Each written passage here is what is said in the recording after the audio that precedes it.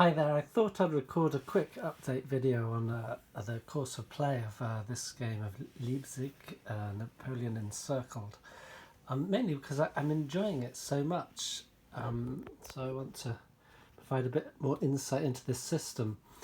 Now, I've just started, we've got past the twilight turn, so we're entering into the second day of the battle, and all the units that are not already on the map are coming on at this point. So Bernadotte comes on a die roll of 1 or 2, so he'll sooner or later he will come on with sizable force. This section here, that these units are captured, so they were surrounded and unable to rout. If you rout off, you normally come back 2 turns later.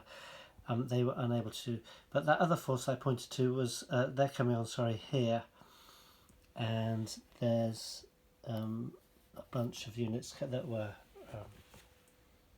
I can't remember, but they're reinforcing in there. So that's it. That will bring all the units on the map that are still surviving. This is the situation as it is. So Bernadotte will come on over here. Now that is dictated by the fact that the French have units close to this edge. If they didn't have any units close to this edge, he could potentially come on, not here because that's the main supply route to the French, but I think somewhere along here.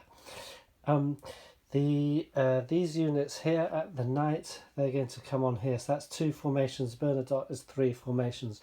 So Bernadotte's, the French is essentially controlling off-map area over here, meaning he has to come on over here, which isn't too bad because the Allies there, they are presenting a concerted attack in the hope of cutting this main supply route.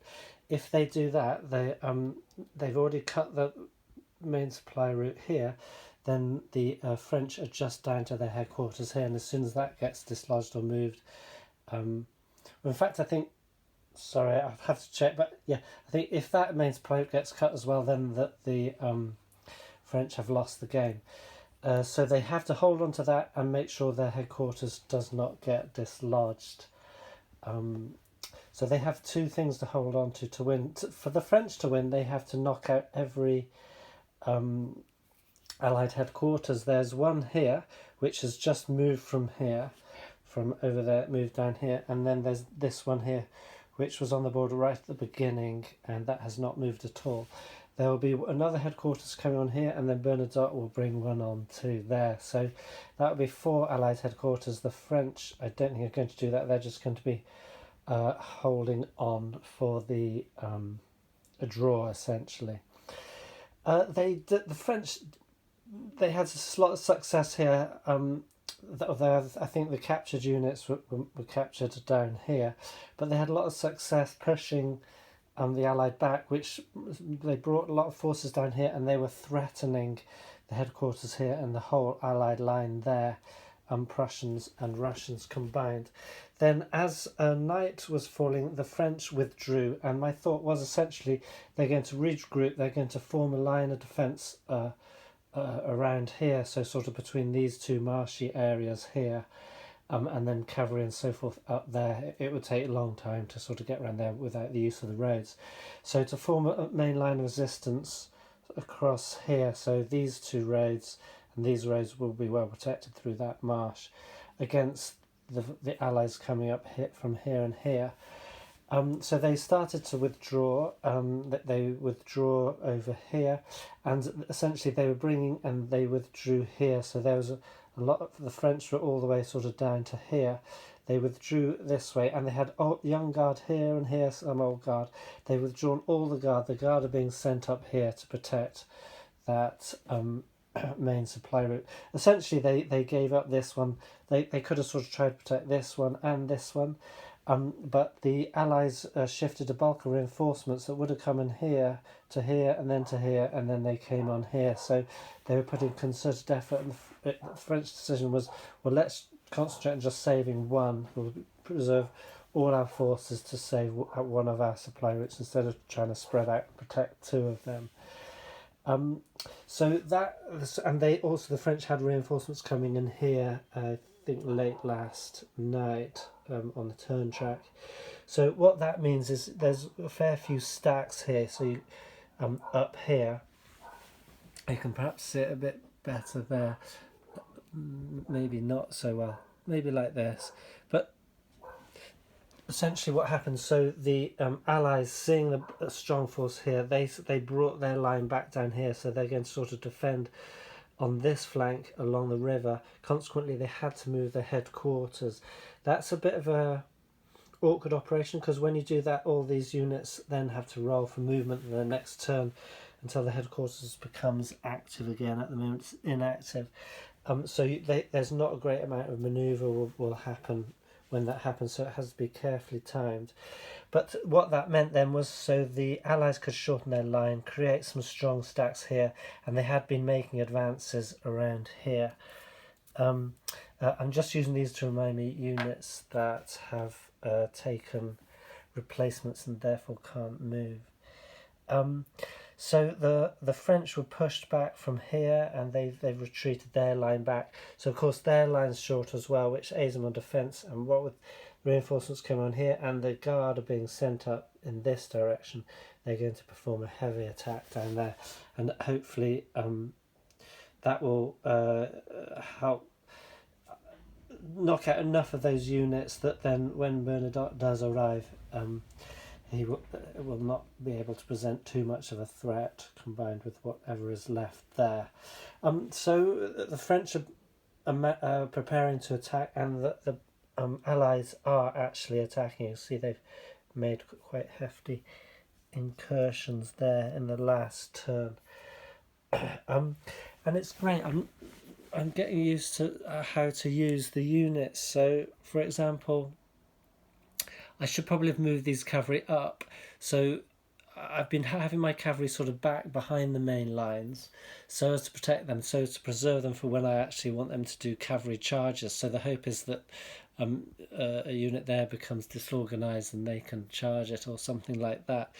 But I'm beginning to think now that it's actually helpful to have the cavalry up front, making sure that you retreat the enemy back, and then you don't get these sort of big spaces left, so the cavalry will be sort of plugging your gaps, because obviously these two are a bit out on a limb now. If the cavalry were adjacent, then the cavalry would have to be attacked as well. So there's considerations like that. Then there's also considerations here where the cavalry come in useful, in that these are conducting this fighting withdrawal, and look, they've just been sneakily being outflanked along a trail which I hadn't noticed, and then suddenly I noticed it on the Allied turn, so the Russian cavalry whizzed around there. Fortunately, village is quite strong, cavalry are halved attacking into and so forth, so all of these hexes create a strong defence. The only trouble is if you are in a zone of control, if you're conducting, say, a fighting withdrawal, if you're in a zone of control of an enemy, you have to roll for your movement to disengage. And you can't disengage unless your movement rate is higher. So, for example, these fellows could not disengage from this stack. These can't from this, unless there's another unit in the stack. And so you can use cavalry, like here there's a weak cavalry unit. He's effectively going to screen their retreat. So that French unit will be able to disengage, move out of the zone of control, screened by the cavalry. So it's little subtleties in the system like that I'm... they're in the rules, but you have to find out how to use them in the actual action, and it's creating a very enjoyable game. Lots of enjoyable sort of thoughts and decisions to make. Nothing too onerous, because it's not like a heavy system, but that kind of thing. And another decision, there's something slightly unclear in the rules, is that artillery are not allowed into swamp hexes, nor cavalry, but they can go along roads. And so I'm assuming that, say, I could have the artillery here and it could actually defend, it could bombard back. And so I'm assuming, that it's not just a single road through a sort of huge expanse of marsh, but marshy-ish ground with areas to mount batteries in it. So yeah, again here, the French retreated out of here. They're holding their route. And what actually happened was they had withdrawn all the way back here. Some units had moved all the way up to the road, ready to march along there. And the Allies moved off their line here, so that they wanted to cover some ground as and when they could. And suddenly I looked at it as the French on their next turn, and there was a set, because the Allies had moved off the protective line of the river, the stream rather. Streams can be crossed, rivers can't, except at fords and so forth. They presented a tempting target, and so they turned around and went back on the attack. So the hope is they can bag some Allied units, and maybe even if they can form up for really strong assault, take out that headquarters. You never know. Otherwise, they're still just kind of like holding a mini screen here. These units essentially not doing anything. They're not strong enough, but they're just holding the road against the French, so to keep it clear for the reinforcements when they come on. So yeah, so it is very interesting. I mean, with the retreat thing, a unit can always wait for a disengage effort on the attack, on the combat result. So for example, if these are attacking these, the defender can say, okay, disengage, which means on the CRT at say 0 to +1, they are always going to DR, defender retreat. So within that green section all over here, discount the red ones there, the defender will automatically retreat, and that's, you don't get any, unless you're cavalry or artillery, in which case you get flipped. You're kind of ineffective until you reflip. There's no penalty for retreating. However, if you're, like for example here, the attacker is massing 8, 9, 10, 11 against 6, so they're on +5. If you roll a 5 or a 6, and you're the defender retreating, you still have to check for possible rout. If you don't, against your morale, if you don't rout, then you can still retreat. So if you choose to defend a retreat, you will always retreat, unless in this section, so at a high differential against you, there's a potential that you might rout, or even these last ones, in this area you could take a step loss, rout or a step loss. So yeah, so except for the very high ones, you're always going to get a chance to disengage. So I didn't explain that very clearly because I'm still exploring the system myself. I could make it clear on here. So all these X, so DM, you can't see that very well. Everything's DX is defender, take a step loss. DM is check for morale, and if you don't, you rout. Otherwise it's retreat. Yeah, so here you're guaranteed up to rolling a 1 on +8, +9 differential against you. You'll still get to retreat. Otherwise you might take a step loss. You will either rout or you might retreat, or instead of routing, take a step loss. So those are the chances that you take, unless you, of course, you have that cavalry unit to screen you backwards. Again, the skirmishing is fun, because skirmishing comes in handy when, say, this fellow's turn, he wants to attack. Because he's adjacent to all three of these, they have to be attacked. He doesn't want to attack all of them. So he could attack, say, this and this stack, and then these ones at 2 hex range could skirmish against them. Which hex are they supposed to be in? Okay, I have to read. The cavalry can't skirmish, obviously. And if the artillery moved up, they could join in with bombardment. So skirmishing can sort of account for attacks. And what skirmishing does is either it's no effect, or defender checks. If they fail their morale check, they retreat. If they pass it, there's no effect. Otherwise they will retreat. So on equal, half the time there'll be no effect, a bit less, bit more than half the time there'll be no effect. On slightly better odds, skirmishing will tend to cause the other attack to retreat. So that could get to retreat, and then this fellow might actually cause like a rout. A rout's fine because a retreat can be from 1 to 3 hexes. A rout is always 3 hexes, and you get disrupted.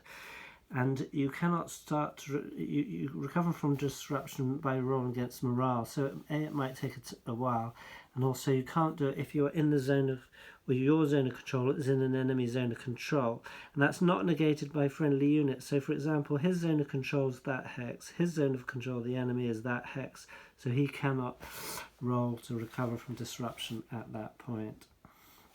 I think I've done one cavalry charge, because cavalry charges, as I mentioned before, they are sort of potentially brittle. You might take a step loss, or your defender will either rout or take a step loss. But what I just noticed the other turn or two was what that means is that, say, a weak cavalry unit, say, let's see, if you have a cavalry unit of, you see the C factor there is the charge factor. If he's factor 4, he could say charge a stack with, say for example, this one and this one, that of 10. So he's at -6. Oh, that's not a very good example because he's always going to take a step loss. Well, let's take another example. Say he's C4 and he goes against a 4 unit. He's got half a chance, half the time he will take a step loss, the other half the time the defender will rout or take a step loss. And if they rout, the cavalry can pursue and attack another unit, charge another unit, or so forth. But going higher up, no, maybe going down. So say you've got a cavalry unit which is C2 and he's going against a 4 unit, so he's on -2. You've still got a third of the time you're going to, 2/3 of the time you'll take a step loss, but a third of the time you're going to cause a rout or a step loss against that other unit. And that is quite powerful because often units are retreating. They're going to choose to disengage or so forth rather than take step losses. Step losses generally only happen at the very high end of that, so that's the X results at the high end of the differential. This is exchange where you both take a step loss. But what it means is that a cavalry attack, if you're fortunate, a not so strong cavalry unit could cause a step loss against another unit, which you would never have a chance to do in general combat. It's a risk, but you might do it, and you might want to take that risk at certain points in the battle. So, and especially, I haven't sort of thoroughly checked it out, but I think the cavalry will charge together. So, for example, that would be C12, or you might be able to sort of charge 3 different charges one after the other and get 3 goes. I'll have to check that, but either way, you can see that could make that a very powerful stack for a charge. So that is the situation. Is the Allies are pushing here. The French have suddenly done a surprise sort of counterattack as the Allies were pushing up on Dawn here, and the French are massing for an onslaught there to try and completely blunt the mounting Allied incursion there. French must hold on to this, and essentially you don't want your headquarters to be in an enemy zone of control, or else it becomes inactive. If that French headquarters becomes inactive, it's game over for the French. Or if they lose that, they've already lost that line. So, there you go. Again, maybe another 1 or 2 videos when I've got a bit more experience with the system by the end of the game.